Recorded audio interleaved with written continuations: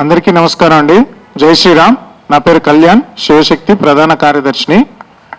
ఇప్పుడు ఆటో మీద ఒక మేమే ఉంటుంది, హిందువులు నిద్రపోతున్నారు గట్టిగా హారం కొట్టొద్దని.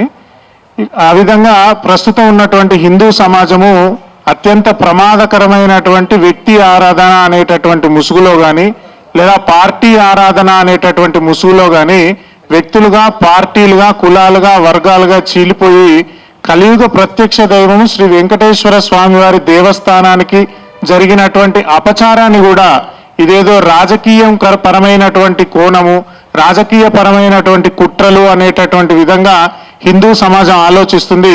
మొట్టమొదట ఈ విషయం బయటకు వచ్చినప్పుడు, చంద్రబాబు చెప్పినప్పుడు కానీ, లేకపోతే ఎన్డీడీబీ రిపోర్ట్ వచ్చినప్పుడు కానీ ఈ విషయాన్ని ప్రస్తావన చేసినప్పుడు హిందూ సమాజం నుంచి తీవ్రమైనటువంటి స్పందన ఉంది. కానీ ఇప్పుడు ఛార్జ్ షీట్ వచ్చిన తర్వాత నెయ్యి కల్తీ జరిగింది, ఒక 4-5 సంవత్సరాల పాటు టీటీడీ దేవాలయంలో లడ్డూలు ఏవైతే ఉన్నాయో ఆ లడ్డూలు కల్తీ లడ్డూలు, సింథటిక్ నెయ్యితో తయారు చేసినవి, పామాయిల్, కోకోనట్ ఆయిల్ లాంటి ఒక ప్రమాదకరమైనటువంటి కెమికల్స్ కలిపి తయారు చేసినటువంటి వాటితో లడ్డూలు తయారు చేశారు. ఆ లడ్డూల్నే అయోధ్య రామ మందిర నిర్మాణ సమయంలో ప్రసాదంగా పంచిపెట్టారు అని తెలిసిన తర్వాత చాలా మంది హిందువులు మీడియా యొక్క ప్రభావం కానీ, లేదా రాజకీయ పార్టీల యొక్క ప్రభావం వల్ల కానీ వర్గాలుగా, పార్టీలుగా చీలిపోయి వెంకటేశ్వర స్వామి దేవస్థానంలో జరిగినటువంటి అపవిత్రమైనటువంటి కార్యానికి స్పందించకుండా ఎవరికి వాళ్ళు మిన్నకుంటున్నారు.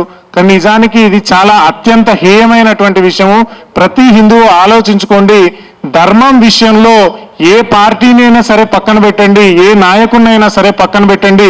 నీ దేవాలయానికి అపవిత్రం జరిగింది. ఇట్లనే మొఘళ్ళు ఈ దేశానికి వచ్చి దేవాలయాల్ని ధ్వంసం చేసినప్పుడు రాజులు వచ్చేటటువంటి వాళ్ళు, రాజులు వచ్చి కాపాడతారు, సైన్యాధ్యక్షులు వచ్చి కాపాడతారు అని చూసుకుంటూ ప్రజలు నిలబడితే దేవాలయాల్ని దోచుకుపోయినట్టుగా ఇప్పుడు కూడా ఈ విధంగా దేవాలయాల మీద ఇట్లాంటి వైసీపీ పార్టీకి సంబంధించినటువంటి నాయకులు ఈ దేవాలయాన్ని ఒక ఆదాయ వనరుగా భావించి నిబంధనలు ఏవైతే ఉన్నాయో వాటిని సడలింపు చేసి, నిబంధనలు సడలింపు చేసిన తర్వాత నెయ్యిని కల్తీ చేసి, ఒక్క చుక్క కూడా పాలు లేకుండా నెయ్యిని తయారు చేసి లక్షల లడ్డూలు తయారు చేసి హిందువులకు పంచిన తర్వాత కూడా హిందువులు ఇది పార్టీల వారీగా, కులాల వారీగా, వర్గాల వారీగా ఆలోచించడం అత్యంత ప్రమాదకరము.